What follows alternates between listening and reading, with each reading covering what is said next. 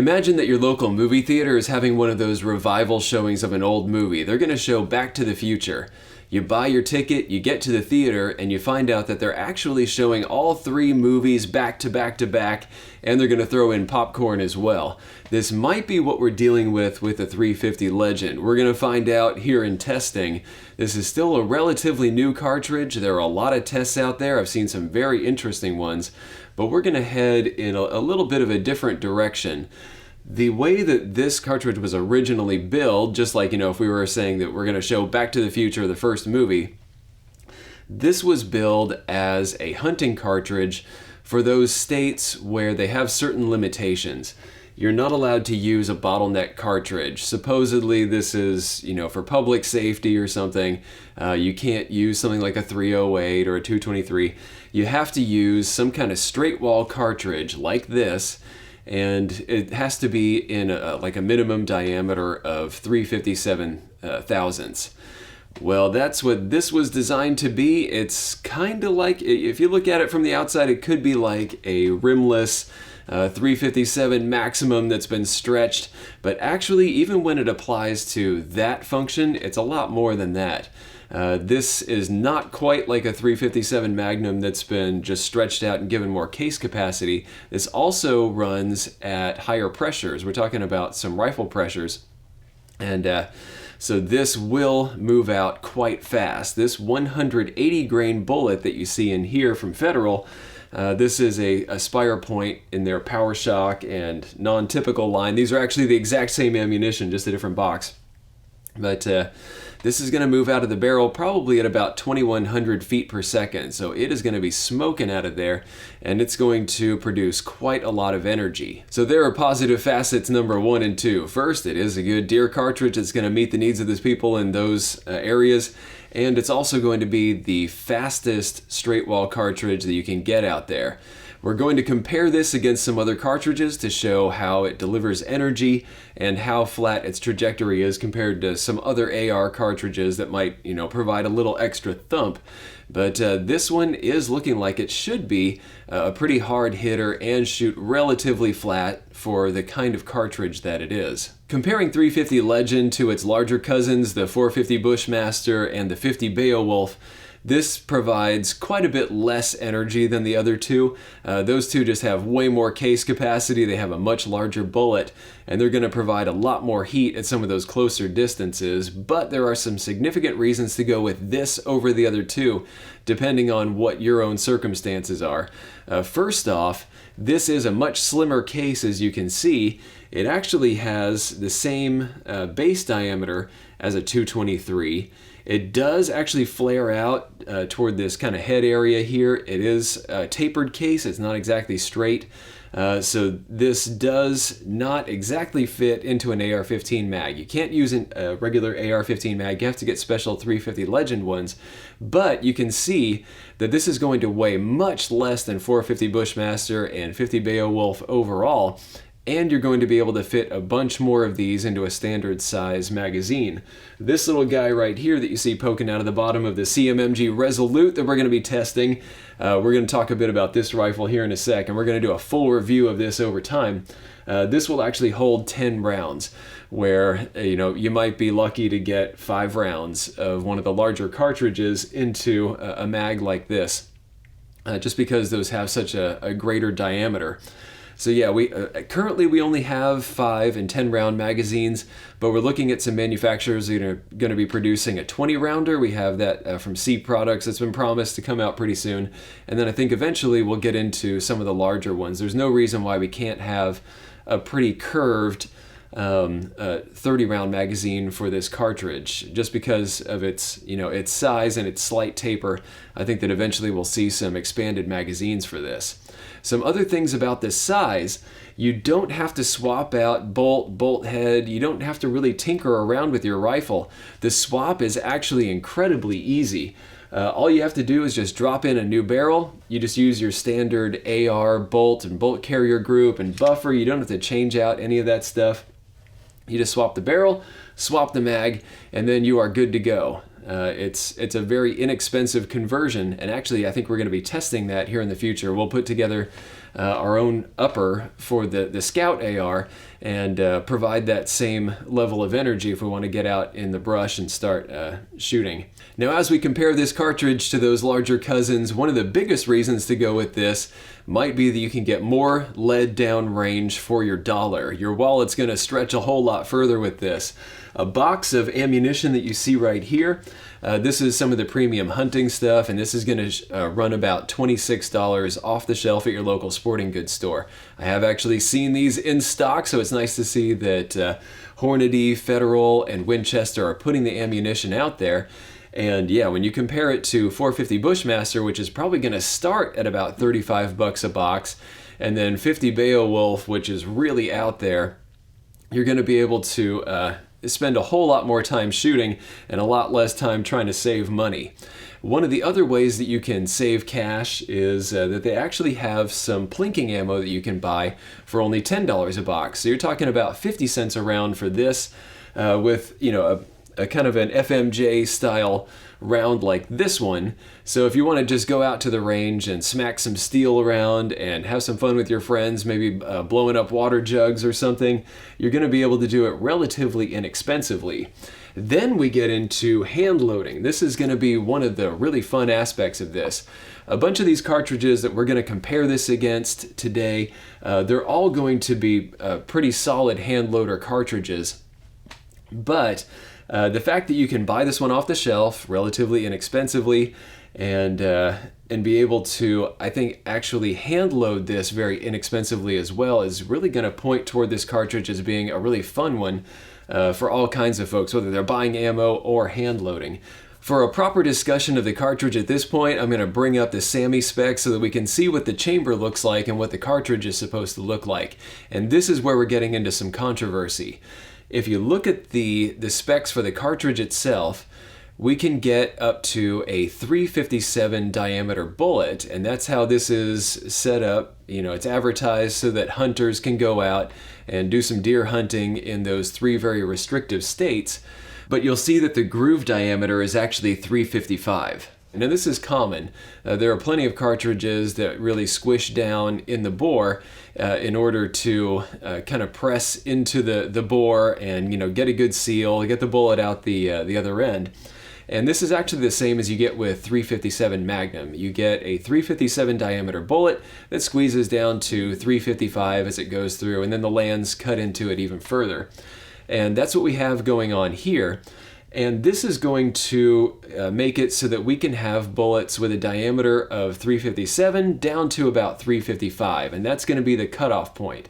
355, for those of you that are familiar with this, that's 9mm. So what they've done is they've created a cartridge that can handle your bullets that are used to running in maybe a 357 Magnum, or bullets like this one that are kind of proprietary to this.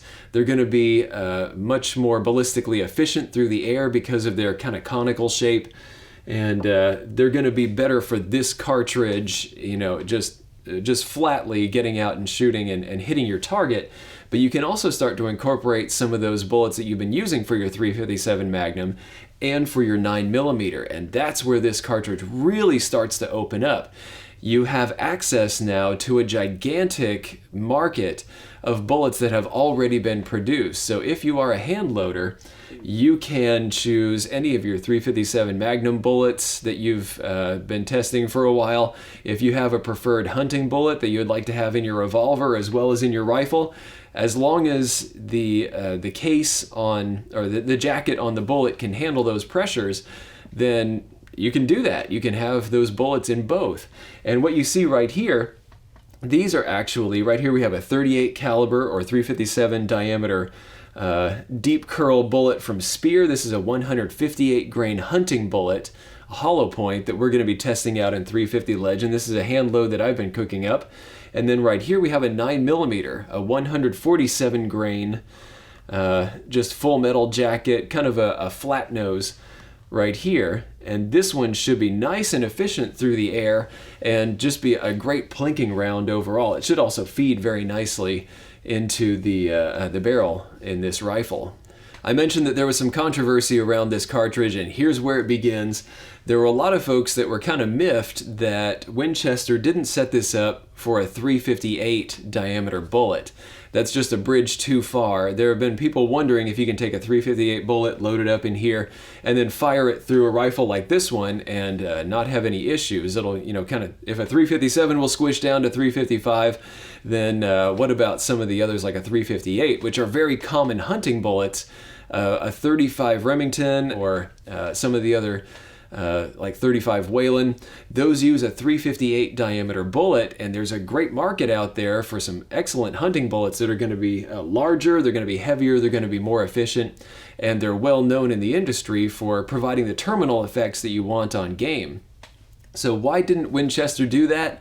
That's the big question that folks have, and I think that they did it so that they can provide especially a lot of the plinking ammo on the lesser expensive side. So you can have that whole 9mm market.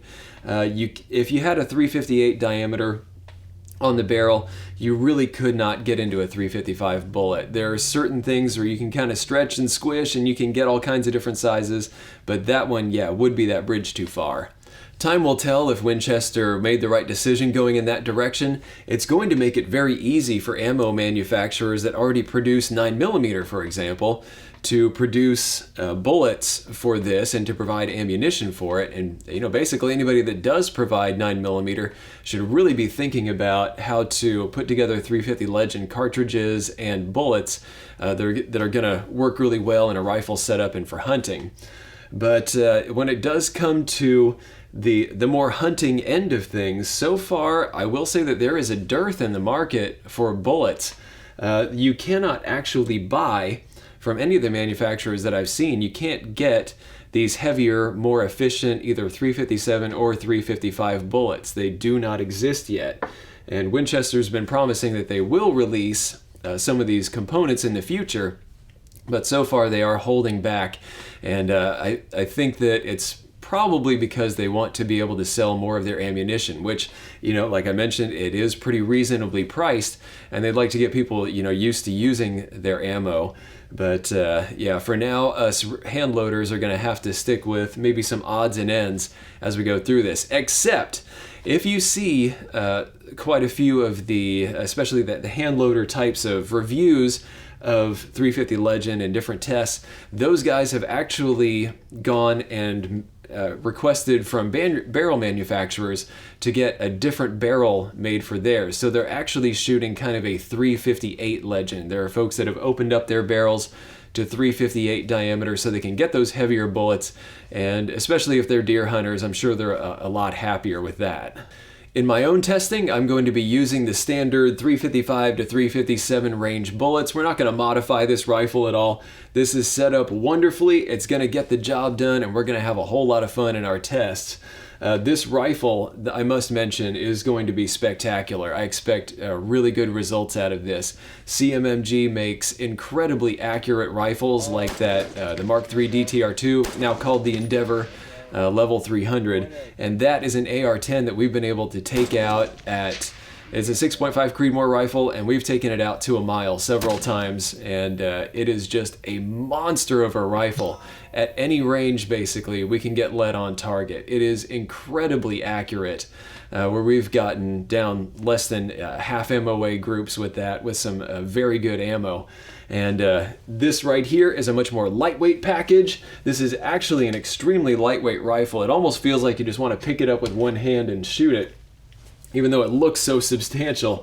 But it's got all the right weight in all the right places, and as you can see, it's just gorgeous. I love this green color. It reminds me of like Vietnam era equipment from the Army. It's going to be such a fantastic brush gun. So when it comes to the hand loading test that we're going to do with this, we are going to be using some good components. You can see that we just have some, very commonly available 357 and 9mm bullets, but we are going to be using Starline brass. This is excellent brass. I'm going to demonstrate this in another video, exactly how consistent this is. And this is going to be really the basis of our testing, because brass is extremely important in 350 Legend. Since this does headspace off that case mouth, where this is going to bump up against the little shoulder inside the chamber, this has to be very precise. If this is too short, you can get into some issues where you get case head separation and this rips all apart. If you do things like crimp this or do anything strange with the diameter, it can actually kind of jam up inside the lead, up in the throat there, and create excessive pressures, and again, case head separations, blown primers. But having good brass is going to be the basis of our testing, and I think this is really going to do the job. I'll show that in the next video.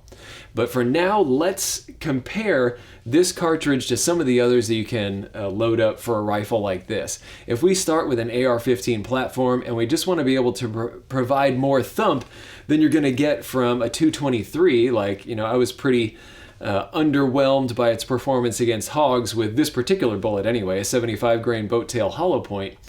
If we wanted to get more energy on target and be able to take those hogs down at within reasonable ranges and be able to take them down hopefully with one shot rather than having to mow them down with these, then we're going to have some options that we can look at. So let's see why we might want to choose 350 Legend in addition to all of the different aspects that I've shown here. There are a goblot of cartridges out there for the AR-15 platform, and I'm really happy about that. It used to be that you had 223 and that was just about it.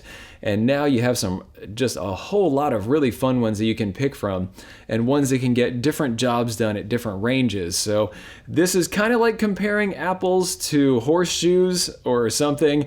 These are not cartridges that would necessarily be in the same categories, but as we're dealing with some of this closer range hunting, being able to put more energy down range, we're going to see how these stack up. And I've kind of curated this list. I'm sorry if I left off one of your favorites like 30 Hammer or something, but I wanted to stick with cartridges that are somewhat readily available. You can go out and buy parts pretty easily, or get whole rifles that are set up for it, or in the case of 50 Beowulf, it's just one that's really cool to look at. So the one that is kind of the baseline here is going to be 223, and you can see that in our trajectory, which indicates how easily it's going to be, it's going to get on target. The flatter the trajectory, the less we have to hold over, the less we have to really think about how high we hold up, either with a reticle or tracking with the turrets. It's just going to be an easier cartridge to get on target. So yeah, a 223 with a 75 grain bullet. This is my own hand load. And yeah, it's going to be relatively flat shooting. We're talking about less than 5 foot of drop. If we're at 100, if we're zeroed at 100 yards, it's going to be less than 5 feet of drop out at 500 yards. And that's pretty darn good. We don't have to hold over all that much in order to get on target. The problem that we've had is that it doesn't provide a whole lot of energy. It does kind of up close. It gets over 1,000 foot-pounds. But as you start to get out there, it is an efficient bullet. So it is going to still provide plenty of energy as you go down range, but really that's mostly for your smaller targets. It's just not going to hit very hard. And one of the difficulties that we get into, especially with a bullet like this, is that it's not going to expand very much. I think that we had complete pass-through on our pigs. So I think that what we can do is we can get into some better bullets, and we'll actually be doing that in some other tests. We're going to test some gold dot bullets from Spear, and we're going to see if they can make a bigger mess on ballistics gel than those BTHP match bullets that I've been using in hog hunts before. If you look above the 223 in this trajectory chart, you'll see that we have 6.5 Grendel. This is a 123 grain SST from Hornady, so it's going to be a very efficient bullet. It's going to be quite a bit heavier, and it's going to provide a lot more punch up close and down range. And in fact, for those of you that have decided to go with a 6.5 Grendel for hunting, I think that you made the exact right choice. This one's going to be useful in a broad variety of situations, from up close to way out there, because as you can see, it's going to shoot flat, it's going to buck the wind, and it's going to hit very hard. So this one would be a perfectly brilliant choice. Jumping down to 7.62 by 39, this is kind of a modern loading, so it's going to be a bit more efficient than the usual bulk stuff that you get from old comm block countries that come in crates or bags or however you buy them. This is a modern 123 grain Hornady SST. So it's going to be able to dump a good amount of energy into the target, and I think it's going to be a pretty decent close range one. This is one where you do start to drop off your energy pretty quickly, even though its trajectory is pretty good. It drops about 8 feet at 500 yards. But this is one that it's very much like the 223. It's not going to provide a significant increase in energy, especially as distances start to increase. And let's jump down to some of these where the trajectory may not be so good, but energy definitely is. So we're looking first off at the 350 Legend 150 XP. This is from Winchester. This is one of their hunting ammos right here. And okay, it is relatively flat shooting compared to some of these other big cartridges, and it does provide a pretty fair amount of energy. You can see that we tap out at about 175 yards. That's where we start to drop below that, the kind of magical 1,000 foot-pounds. It's not like you need that in order to take a hog, but for some of your medium game, there are some folks that say stick to about 1,000, like for deer. And here's where we get to the 350 Legend 180 grain Power Shock that we took a look at here, the federal ammunition. And this one, it drops quite a bit more, but it does provide a good whack of energy, especially the closer ranges. And you can see that we get to that magical 1,000 foot-pound line, again at about 175 yards. Now we get to one that provides quite a lot of energy, but has essentially the same trajectory as the 350 Legend. And actually over time it looks like it drops a good bit more. So that's 450 Bushmaster with a 250 grain XP bullet. So this is it's a good choice for this. I think that it would work out really well. This is kind of Jeff Cooper's cartridge design. Big old straight wall, provides a whole lot of energy, and yeah, you can get on target at some of these longer distances. But you can see how, especially if you do a price comparison of 350 Legend versus this, you can see how you might want to head toward the 350 Legend instead. Both of them would be fun choices though. Now we have 300 Blackout, which is kind of failing in all areas.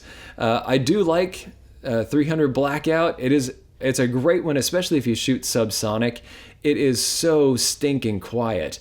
And the fact that you run it through your AR and it'll actually cycle the bolt and be as stinking quiet as it is, it's a really neat one for some of those close range targets. But you can see that the trajectory is pretty awful, and it doesn't provide any energy that 223 does. So it does kind of fall flat in this case. I think that there are good reasons to use it. Like within these short ranges, it'll definitely get the job done. But you can see how some of these others really start to pick up the slack. Next we have 458 SOCOM. We are going to be doing testing with this. We're going to see how it performs against ballistics gel. And you can see that it has a lot of drop compared to any of these other cartridges, including 350 Legend. It's really starting to get a bit more difficult as those ranges increase. But then at those close distances, and even at some of the farther ones, this one is dumping a whole lot of energy. 458 SOCOM just rocks. Those big bullets moving out of that kind of squat, fat case, it's just a feel all of its own. It's just super duper fun to shoot. And then finally, the monster, the one that provides a whole lot of energy up front and then very quickly falls off. This is 50 Beowulf. So this is one that's going to be just a whole lot of fun at some of your extreme close distances, but you can see that it falls so quickly that this would be a pretty difficult one to use if you're getting into hunting situations where things are stretching out beyond 100 yards. It just drops so darn fast. Now, one thing I should mention with all of these is that it's going to be very bullet dependent. You can choose maybe bullets that are a bit more efficient through the air, but for the most part, this is pretty indicative of what you're going to be working with. Like, for example, with 50 Beowulf, it's such a huge cartridge that to fit it into the case, in general, you're not going to have a pointed bullet. If you're running an AR-15, you're going to have some kind of huge jacketed hollow point like this, and it's just not going to be that slick through the air. I'm not the kind of guy to sell you on a certain cartridge. I'm not here to say that one of these is just flat better than all of the others. It's going to depend on you and what your circumstances are, what kind of animals you're hunting, what ranges, what terrain you're dealing with, what kind of optics you may have.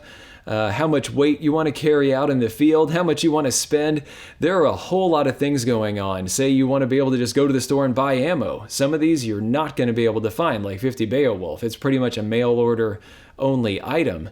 And some of these are just be able to go to the store, go to Walmart, pull it off the shelf, and you can go out and hunt. So I'm not going to say that one of these is just plain better than the others. But what I will say is that the reason that I'm going with 350 Legend is that I think it's a good kind of medium for a lot of these issues. Yes, you can find the ammo in the stores, and yes, I have seen it. Yes, it is not extremely expensive. It is also a good handloader's cartridge, as I think we're going to prove here in our testing. And it's going to just kind of hit all these various points. It's going to be able to provide a whole lot of energy on hogs within the reasonable distances that I've established on my own hunts in the past. And it's going to be light to carry. It's going to hit a whole lot of these things and be just a good, happy medium. Some of these are extremes in one area or the other, like even with 6.5 Grendel. 6.5 Grendel is not going to actually be that easy to find in the stores, even though it does have that great trajectory and is going to provide a good amount of energy downrange. It's going to be one that is going to be a bit expensive to shoot, and it's going to be one that, maybe you're kind of stuck doing hand loading on that one rather than buying ammo. It'll just be a little easier for you in that case. All of these have their ups and downs, and what you choose is going to be depending on your situation. That's the theory of 350 Legend. Now on to the practical tests in our other videos. Make sure that you like, share, subscribe, and especially hit the notification bell down below, because YouTube does not want these videos to go out to anybody. If you hit the notification bell, then there's a pretty good chance it'll show up in your feed. So let's at least give it a try. Yeah, make sure you click that. Thanks a bunch to everybody that has made these videos possible. Thanks to patrons of the Destructive Arts that have kept the lights going and kept the cameras rolling. We have Sportsman's Guide and Stan and Mary at the 338 Lapua Magnum levels. We have Peter and Joseph Davies at the 300 Win Mag levels. And then we have a whole bunch of other guys that are chipping in $1 or $2 a month. And if you'd like to join them, I'll put a link to Patreon around here, and you can help to keep videos like these coming. I like to produce very practical videos that can, especially hit some of you guys that are on a budget. If you want to be able to see the performance of a cartridge like this that really is not that unobtainium, it's not something that is, extremely exotic and expensive. We're going to get out, we're going to see how this works, and maybe you guys would be interested in maybe picking up an upper for your own rifle. I'll see you guys around. Thanks for watching. If you liked this video, be sure to like, share, and most importantly, subscribe. Even if you didn't like this particular content, go ahead and subscribe. There's probably something coming that's more up your alley. Check out this playlist right here. This is going to have videos in a similar vein to what you just watched. These two videos we cherry-picked for you. And finally, the Social Regressive is on Patreon. So you can become a patron of the Destructive Arts and earn some goodies while helping us to provide high-quality videos just by kicking us a few bucks a month. Thanks a bunch for your patronage.